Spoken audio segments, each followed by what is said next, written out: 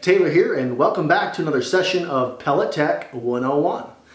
So today I have a St. Croix digital LED control board, and basically what I want to do is I want to kind of go over the functions and the features of this control board to give you a better understanding of how this operates and the best ways to operate this based on your installation and your heating needs. The control board here is the kind of the latest, greatest digital board from St. Croix. This does replace the previous digital LED control boards. So this would be a third generation LED board from St. Croix. Previous to the digital control board, St. Croix had manual control boards with a turn knob and rocker switches. When needing to replace a control board in those units, you'll actually have a retrofit kit that will upgrade you to the newest style digital LED board. So again, just wanted to give an overview here and show you what each of the functions and the features are of this board, and hopefully give you a little bit more insight on how to operate this the best based on your model and your installation. So starting up top here in our modes, we have three different modes of operation. We have a Smart Stat, a T-Stat, and a manual. So Smart Stat and T-Stat are our two thermostat modes. Smart Stat is a mode that's really designed for pellet use. So again, this control board is used on both pellet stoves as well as multi-fuel stoves. However, Smart Stat is a mode where we're operating on a thermostat. Wherever we have our heat selection up here, it's going to start the fire or auto ignite, bring us up to that point. It'll hold that fire until the thermostat is satisfied, and then it will drop itself down to a pilot fire. It'll stay at that pilot fire either until heat is called for and quickly bring itself up to a big fire, or if it stays at that pilot fire for a period of about an hour and heat is still not called for, the unit will shut itself off, and then it will relight itself when heat is called for you. So again, Smart Stat obviously is going to be used on the pellet models, both freestanding and insert, that have auto ignition. As we look at T-Stat right here, T-Stat is a mode where again we're still running on a thermostat. It'll still bring us up wherever we have our heat selection here. Let's say it's a number 4. It'll bring us up to that number 4 fire. It'll reach obviously the temperature that we have preset on the thermostat. Once the temperature is satisfied, it'll bring it to that pilot fire, but it holds it at that pilot fire until heat is called for again. So T-Stat is the optimal mode that's used for corn or multi-fuel stoves where you want to operate this on a thermostat. If I have a pellet stove, T-Stat can be a great mode. If I have a larger house, maybe it's not quite as efficient or it's just brutally cold in the winter, T-Stat again will hold that pilot fire and it maintains that until heat is called for. Generally speaking, in larger, bigger areas or in extreme cold, heat's always going to be called for. So T-Stat can be a great mode to operate it in those situations. And then Smart Stat is an excellent, efficient mode when I'm, again, operating this on one of the pellet models, where the unit can shut itself off and then turn itself back on as heat's called for. So especially in efficient homes, smaller homes, spring and fall weather where it's warm during the day, cooler at night, Smart Stat is a very efficient way to operate the unit. And again, allowing it to shut off when heat's not called for and then turn itself back on when heat is called for. Again, on either of these thermostat modes, it's going to be running based on where I have my heat selection. So again, I have a range of a 1 through 5. If I have this set at a 5, it's initially going to bring the fire to a 5 until the thermostat is satisfied and then drop it to a low. 4, it's going to bring it up to that 4 setting and again drop it to a low. So it greatly depends on the size of the area or the size of the home that you're trying to heat on where you're going to initially have that heat control when you start it out. If you're new with your St. Croix stove, I would suggest that you kind of start it on a number 3, see how quickly it takes for your area to get up to temperature and that thermostat satisfied, and then from there you can kind of fine tune it. But obviously depending on the size of the area that I'm heating will determine on which heat selection right here is going to be best to have it operating when I'm running it on one of the two thermostat modes. On manual mode down here, so all the way down is manual. So manual is just a set rate of feed. It's not basing off any kind of a thermostat.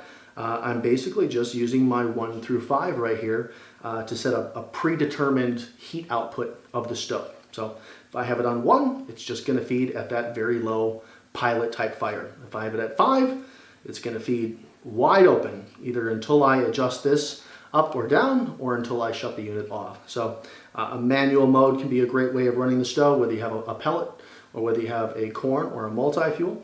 if you're just looking for a steady, consistent heat output and manually adjusting that as you like more heat or less heat.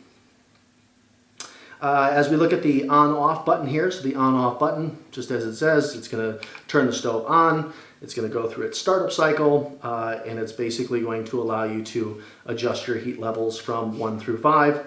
You're ready to shut the stove off, you can just hit off.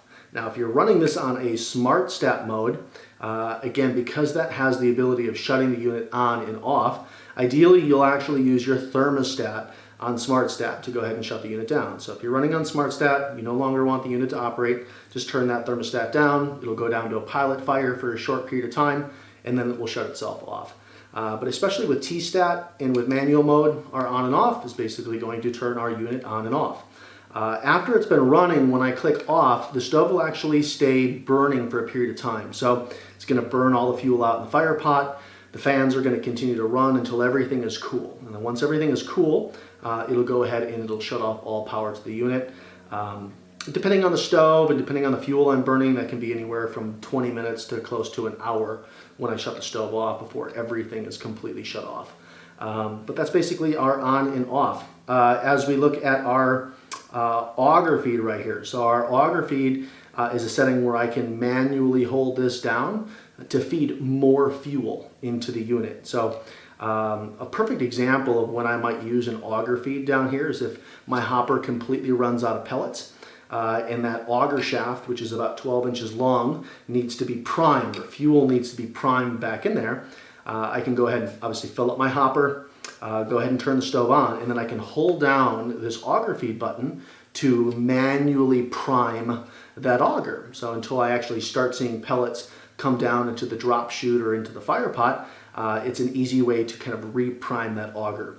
Other than that, you're probably not going to use the Agra Feed a whole lot, except when it completely runs out of pellets here, but that is what the Agra Feed does. Our fan trim, we have a high and low fan trim. So this actually acts as two different features. So as it sits right here, if my stove is operating and running, if I hit high, what it's going to do is it's going to turn our room air fan, or our convection blower, the blower that's blowing air out into the house or the room, it's going to turn that into what they call a high fan override. So it's basically going to allow that fan to run at its max continuously or consistently until I go ahead and I hit low, and then it'll go ahead and put it back down to kind of the factory reset. Again, normally as I'm adjusting my heat control and I'm dialing it up, it's going to be increasing the feed as well as increasing that room air blower. But I do have a secondary adjustment right here. So if I did want more heat coming out, maybe in the coldest weather, I can go ahead and I can click this high button while the stove is running, and it will turn that convection blower into a high fan override. And again, to take it out of there, you simply are going to press the low, and it puts it back into its normal mode. Now the fan trim also has one other mode, and that would be for adjusting, kind of micro adjusting the combustion air, or the exhaust air, the air that's coming through the fire pot in the unit. So to do that, I'm basically going to hold down the Agra Feed button, and then I'm either going to press the high or the low. So when I do that, I'm basically going to see a blink that takes place up here.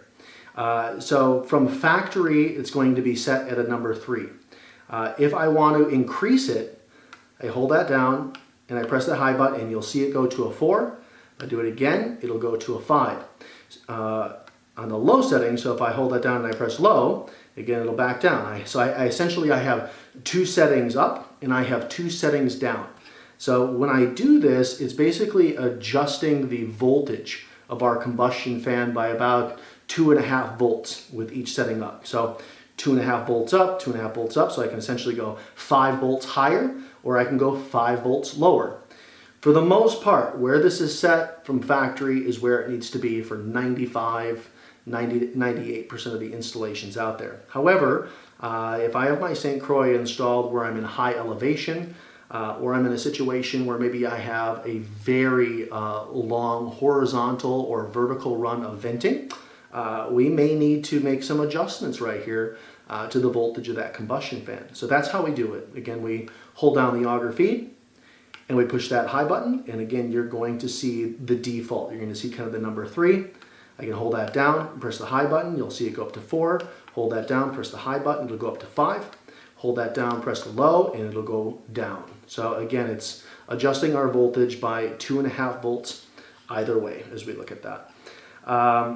So again, in my professional experience, we really only need to adjust this if we're having issues with the stove, maybe going out on the lowest fire, or we're having issues with the way that our flame looks on a clean stove, maybe on a high setting or a low setting. But really, for the most part, where this is set from factory is where it needs to be for almost all installations that are out there.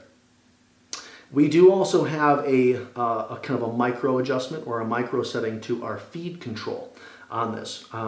So it's very similar to the way that I've explained the adjustment or the micro adjustment of the combustion fan, but this is for the Agra Feed. So basically, to adjust that, same thing, I'm going to hold down the Agra Feed, and while I'm holding that down, I'll press that high or press that low. So when I do that, again, same thing, I essentially have 2 notches that I can go down, and I have 2 notches that I can go up. When I'm doing that, it's essentially changing my auger rotation by 1/4 of a second. So it's increasing it. So if I hold this down and I press high, it's increasing it by 1/4 second. I press high again, it's increasing it by 1/2 second. If I hold that down and I'm pressing low, it'll decrease by 1/2 second. Press low again, it'll decrease by another 1/2 second. So again, this is just like our combustion or our exhaust fan, a micro adjustment here. It's only to be used in oddball situations. Again, if I'm in high altitude, if I have a 30-foot or 40-foot run vertically, a vent pipe going up, or if I have a really long horizontal configuration of vent or a ton of elbows in the venting, and I'm noticing poor performance either on the highest or the lowest setting, then again, we have kind of a micro adjustment here for both our combustion air as well as our Agra Feed. So that's how those work. Essentially, that's kind of the basics over here. Again, just basic high and low right here as we scroll up and down between our 1 through 5. Again, once I have the unit going, so I press the on button, it's going to go through a startup cycle where it feeds fuel. It's going to check for proof of fire. It's going to make sure there's a good fire burning. Once it's warm enough, the blower is going to turn on, and it's going to be then running into wherever I have my heat selector. So again, I can dial all the way up to 5, or I can dial this all the way down to 1. Again, when we're running on any one of the thermostat modes, wherever I have this set is where it's going to initially bring that fire up to before it drops it down to a pilot setting. If I'm running on manual, it's just going to be a set rate of feed. So essentially that is the basics of the St. Croix control board right here. We have a power light. Obviously when there's power to the unit, you'll see your power light on. And then your auger light, that'll go on and off as the auger is rotating pellets in and then stopping.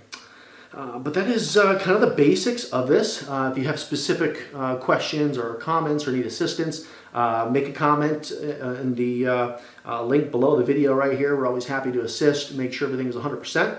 But that is the basics on a St. Croix digital control board. Thanks again for joining us for another session of Pellet Tech 101, and we'll see you soon.